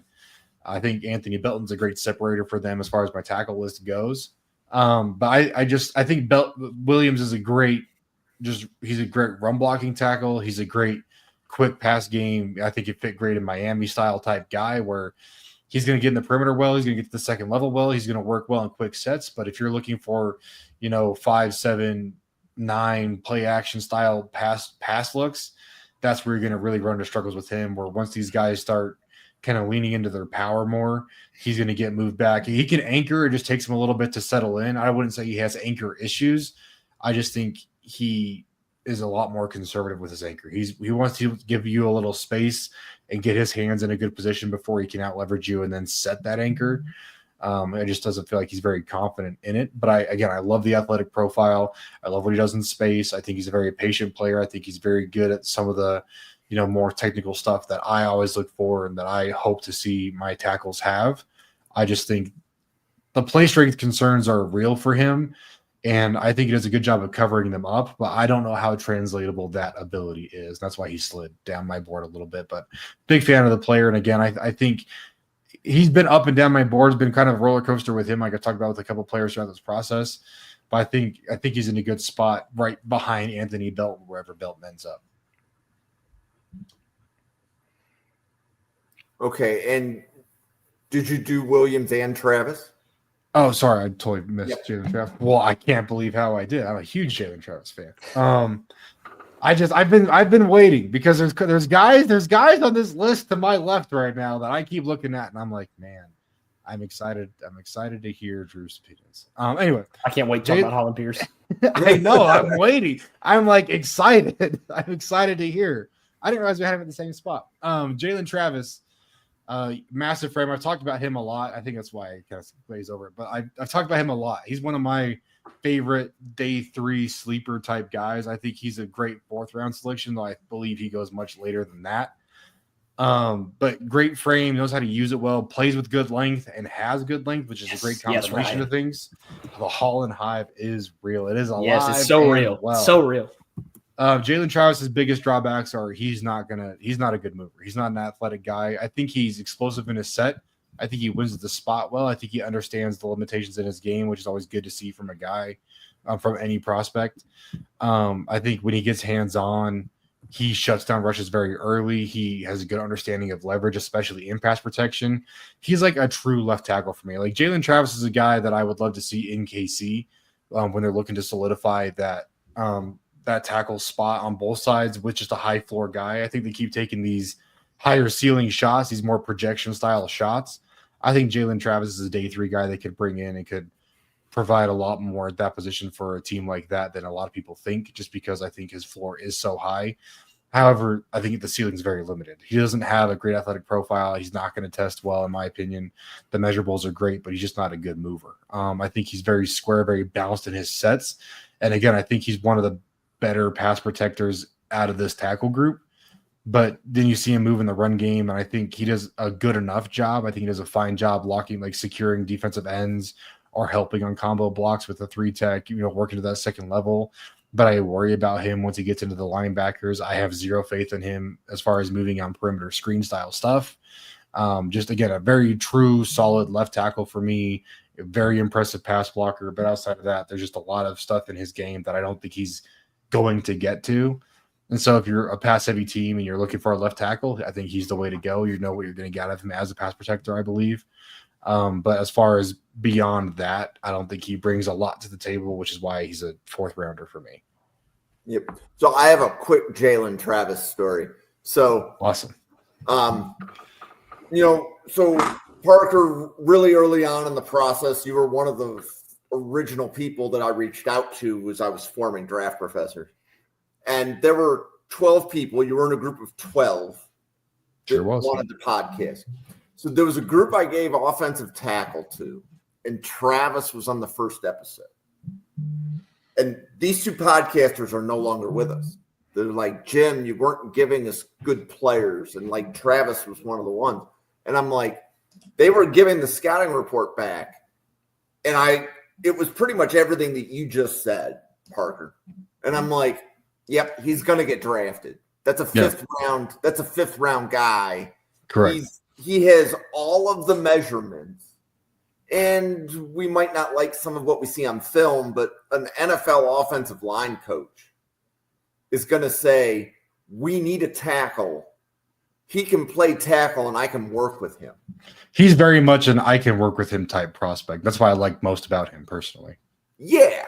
So like, that was what I heard, right? Like, I wouldn't know if I'm watching the film what I'm seeing, but I can listen to a scouting report and get a reasonable idea of, is the player draftable?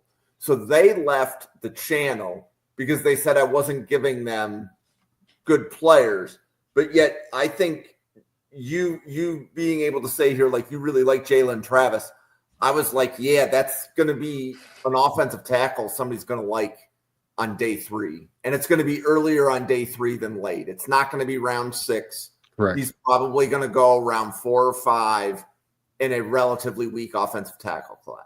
Like, I know I talk about it all the time, and I know it doesn't matter in like the grand scheme of life, but he's a guy that like I'm probably going to try and grab in the 4th round for my shadow team where I need offensive linemen, I need tackles.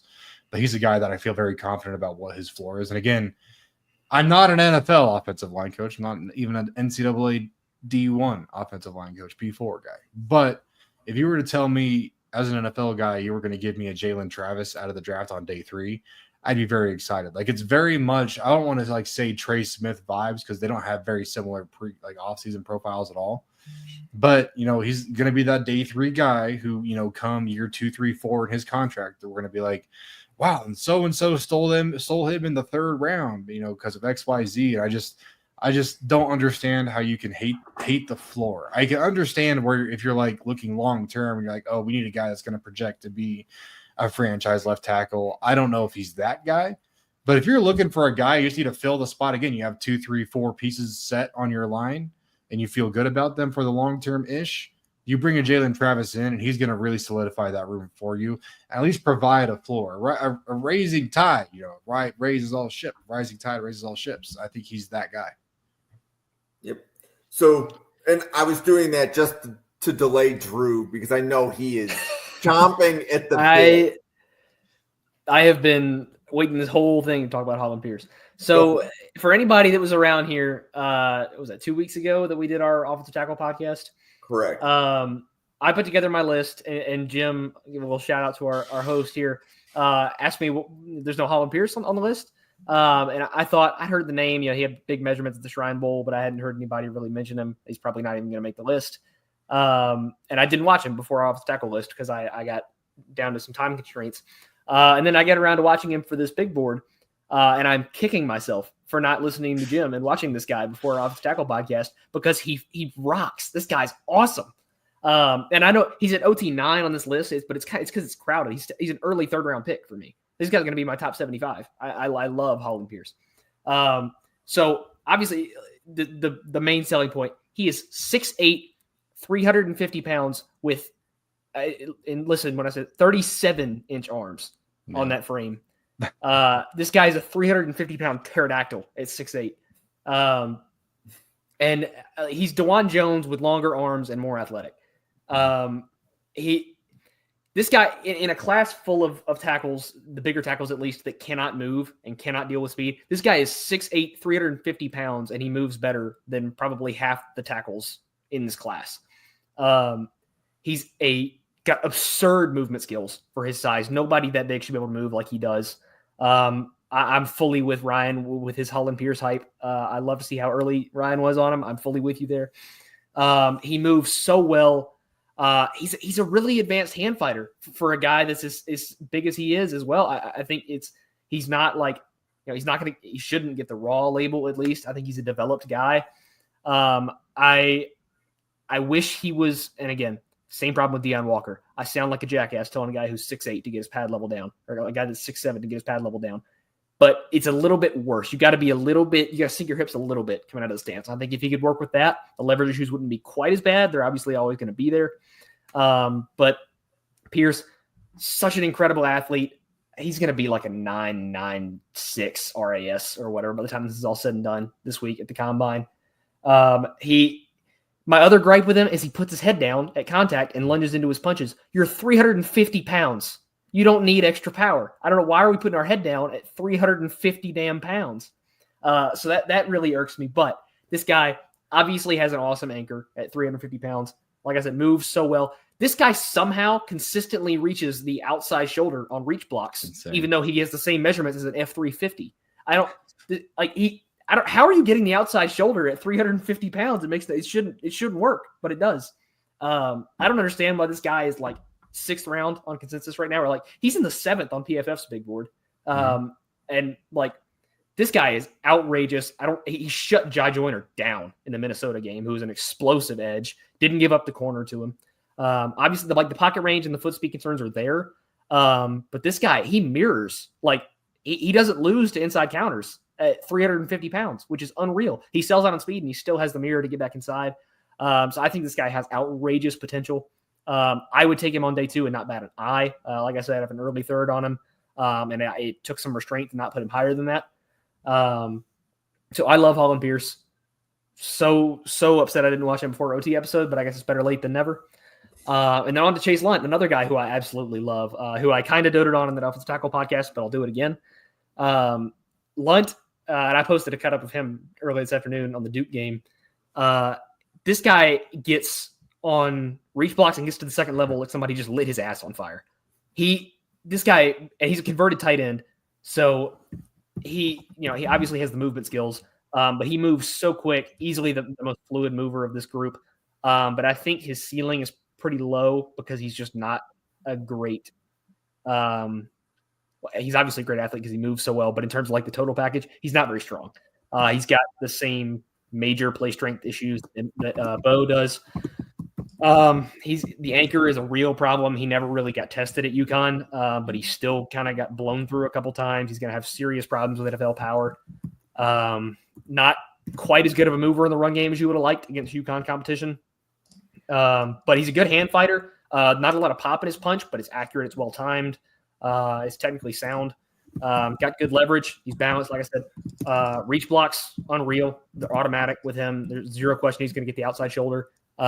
This guy, he tracks guys at the second level and third level like a DB. I mean, he'll sink his hips and mirror a guy. He never loses somebody in the second level. He's a heat-seeking missile to defenders in space. So, like I said, I think the ceiling's always limited by some strength concerns there. But such a good athlete, and I've got a late third on him as well. Cool. And then the last player that we haven't talked about yet is Ozzie Trapilo from Boston College. So, Parker, you want to talk about why you have him at 10 on your list? I would love to, but only after I give Drew props, because I think having Holland Pierce and Kelvin Banks right next to each other on your rankings is accurate. I think Holland Pierce is what everyone thinks Kelvin Banks is. Yes, right there. Thank you, Parker. Where he's the athletic guy that has the size, but still has the anchor and has power in his hands. Unlike, I know Drew said not to say this, but I do think Holland Pierce is more of a project. I think the pad level issue is a flexibility issue, not a technique issue. I worry about his ability to bend. Again, those bendier guys around the corner. And kind of all that project stuff that I talked about with some of these other guys all applies to Pierce. I think he's got the traits. I think he's got the ability. But he's just not good to me yet. He's not good yet. Like, I think he's a fine player. I don't think he's a technically refined player. He almost reminds me of Kingsley Suamataia out of BYU a year or two ago, I think last year, where he's got the size, got the athletic ability, but man, it's just like there's technical flaws in his game that you're gonna have to really work out of his system, which is why I have him a little bit lower than Banks. I feel like Banks is a similar player with less athleticism but less technical flaws. But I think Holland Pierce, the player that everyone describes to me as Kelvin Banks, I see as Holland Pierce. So yes, exactly. And when I say he wasn't a project, I more meant like just the hand fighting. Like, I thought he was pretty technically advanced with the hands. I didn't mean not a project overall. Yeah. There's definitely like I agree with you. I wouldn't call him raw. I just think there's a lot. I think there are a number of issues in his game. Like I have him as a fifth rounder.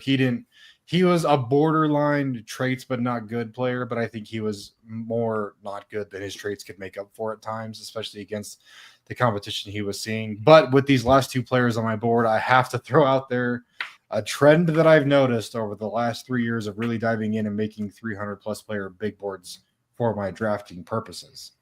If you don't have 2 Rutgers players and 2 Boston College players in your top 175 every year, you're not watching the right film. Because I think the last 3 years, I've had at least 2 Rutgers players and at least 2 BC players that go on to be good football players. And they should be top 175 guys. And people just either don't know about them because they didn't watch the teams play, or they're watching certain players on those teams, like 1 or 2 guys. But there needs to be 2 of each in your top 175, I believe. Even if it doesn't feel like it. But I mean, even if you look at last year, we had guys. I mean, I feel like it's every year. I feel like it's every year with these 2 schools. So I don't know how it happens. Just out of curiosity, for Rutgers, do you have 2 or 3 in your top 175?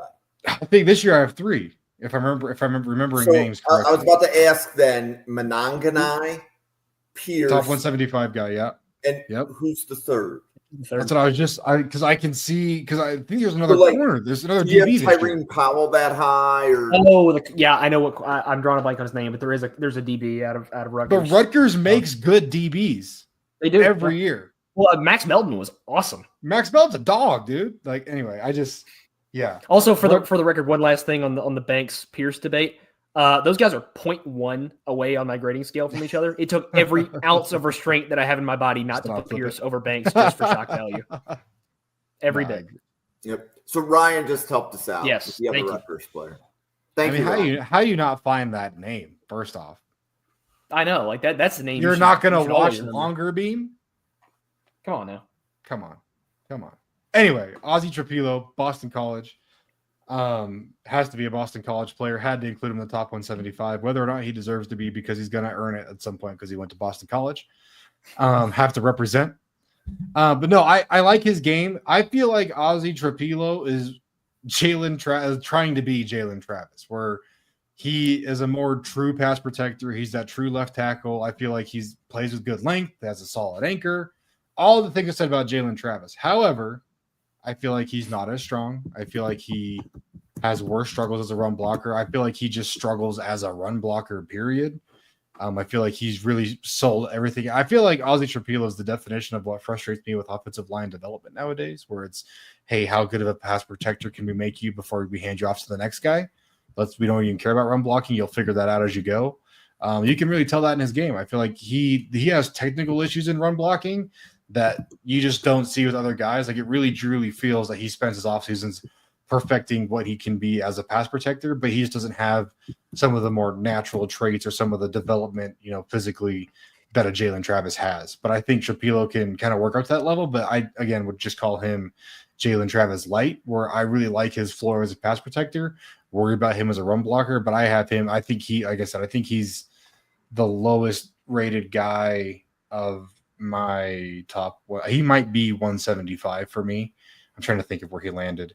But he's like right there at the back end of the fifth. I can see people calling him a UDFA, a PFA. But I like what he can bring. I think if you're looking for a tackle, you'd be happy with a Trapilo once the draft's all wrapped up or once the free agency period's over. But he's just not going to really excite you watching him. It's just more, I think, me and the nuance that I like as I watch a lot of offensive line film over the course of a year. There's just things that he does well that other players don't in pass protection. Like, he has a very good understanding of leverage, of timing, of patience, like of all of those like core principles of pass protection that some of the other players just don't have and don't seem to have a grasp on. But then you switch him into a run blocker, and it's like, oh, well, that's why all these other like niche things of pass protecting, because you've just spent a lot of time doing that. I need you to like figure out how to drop your pads in the run game and run your feet through blocks and XYZ. But I'm a fan of Trapilo because I think he's a true left tackle. I think he's a good pass blocker. But yeah, the issues in the run game are going to be a problem. See, I'm going against. I preach myself as a purely film, never measurements guy, but I'm not sure I can ever get past 6'8" with 33-inch arms. That is the most bizarre frame of any human. Like 6'8" with 33-inch arms. He's hiked up down here. Like, again, there's stuff I like about his game. I've got like a 4th round grade on him. I don't dislike him, but I cannot get past the bizarre frame. It's hilarious. In the human making factory, the two Boston College guys in this draft were next to each other, and the machine had a little malfunction, and they gave Ezeraku's arms hanging down to his ankles to Ezeraku, and they gave Ezeraku's arm to Trapilo. Yeah, because Ezeraku is 6'2" with 45-inch arms. And Trapilo looks like a T-Rex out there in pass protection. But he's a good technician. He's a very good hand fighter. Very technical. He understands leverage. Like, he works with he kind of, and this is a dramatic comp, but he reminds me of like why I like the Rashawn Slater, even though he had the short arms, where it's like he knows how to use them. And again, I think he plays with good length, though he has shorter arms. But again, it's hilarious because they play for the same team. So if you just watch a Boston College game, you're like, both of these guys look weird, but in exactly opposite ways. Yeah. But yeah, so I agree next 100%. week's podcast is going to be body shaming with Parker and Exactly. Yeah, that's the next podcast. Yeah, we're here. I've already got the list made. We get combine measurements and we make fun of them. Oh, this is pretty good, guys. We just covered what 20. I think I had 25 offensive linemen. I mean, that was a lot of offensive line tape recently. That was well done. A conversation I had with Drew coming into this week. I was kind of asking him like, how many how many offensive linemen do you have in your top 75? Because I researched a couple boards just to see how dramatically off I was, or if there were just names I needed to watch that I just hadn't found that people had in their top 175. And PFF has 27 offensive linemen in their top 175 on their site as of today. I know that changes over time, but as of recording of this, they have 27. And so I was short of that number, but I wasn't too far off, which made me feel good about myself. I think where you slot these guys positionally can change and has variability, but overall, I think I was around the 23 to 25 range, and I feel like that's a good spot. And I just think that's crazy to think of when you think of just this class and the need at the position. Having sub 30 top 175 offensive linemen, I think just shows what this class is. But I just think there's so much great day 3 value in this class, great PFA value. Yes. There's going to be guys that slide to day 3 in this class, slide out of the draft, that are going to end up being contributors over their career as far as offensive linemen go. But it's just a funny class. I just wanted to kind of mention that. Yeah, so Parker, on that, one of the players I've noticed that we don't talk about a lot at the Draft Professor, but I see them on other simulators. Brandon Crenshaw Dixon. Yep. Have you watched him? He is on my list for this weekend. I knew he wasn't going to be in my top 175 because I had watched him. Like I was talking to Drew about, there's some games that I'll just watch through and just see what players I notice. And he's a guy, when just kind of watching through some games, get a vibe on certain teams, certain players that he popped. But he's going to be a guy that if he tests well this week, he's going to explode up boards. I think PFF already has him pretty high. I think there are a lot of technical deficiencies in his game. I don't think he's a well-developed player at all. I think he is almost 80-20 traits to technique. He really leans on how he's built and the athleticism he possesses, the natural strength that he has, which are all fine things. But I just worry about long-term, as far as, the first 2-3 years of his career, what he looks like for a team. I think he could very easily be a practice squad guy for a year or two, or a fringe 53 guy for the first 1 or 2 years of his career. And then, start coming into the league and figuring things out. As I've talked about with the process of developing offensive linemen, it takes 2 or 3 years. I think once he gets through that kind of the 3-year grace period that I try and give offensive linemen, he could be a solid player. But I think coming out, I just don't love the prospect. Yeah, okay. I think Parker, the Crenshaw Dixon thing. And while we're cramming in last minute thoughts here, I feel like I should touch on Charles Grant, because he was supposed to be on my guard list, and I don't think I got him switched over in time. He was right above Kandra. And with him being, he was in the top 50 in Daniel Jeremiah's last thing, right? That was the big thing. He cracked the top 50 barely. Mm-hmm. I do not understand. That might be my biggest disconnect. And I think Parker's with me here from what we've talked about behind the scenes. I just flat out don't get it. I hated almost every minute of Charles Grant film that I watched. For a guy that is such an explosive mover in a massive frame, he's clearly a great athlete. He's going to test out of this world this week. It's exactly what me and Parker were talking about earlier. How you can be a great athlete, but your pocket range can still be god awful. These are D2, Northern Carolina A&T edge rushers that are killing him on the corner. Because this is a guy that could probably run in the 4.8s, 4.9s. And he's still getting beat around the end by D3 edge rushers, D2 edge rushers.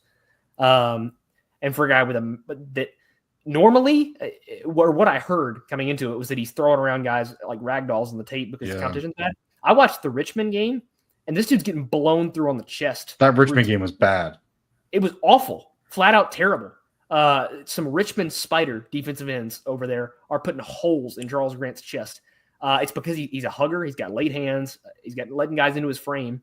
And if you're letting Richmond defensive ends put holes through your chest because you're letting them into your frame, what's going to happen when you run into Jared Verse? I correct me if I'm wrong, but I'm pretty sure the quote was a wide receiver in a guard's body from Parker. That was exactly my favorite quote. I think that encompasses everything wrong with Charles Grant. We'll just move him to a blocking tight end. Exactly. Yeah. Put Charles Grant tight end better than anything else he's going to do. Him and Willie Lampkin. He's the next. Yes, he's the next. Mercedes Lewis. I guess you can make him Mercedes Lewis. Mercedes Lewis. But yeah, I don't get the top 50 hype. I can't get there. I think you take a late day 3 flyer on the athleticism. but I can't get any earlier than that. That Richmond game was awful.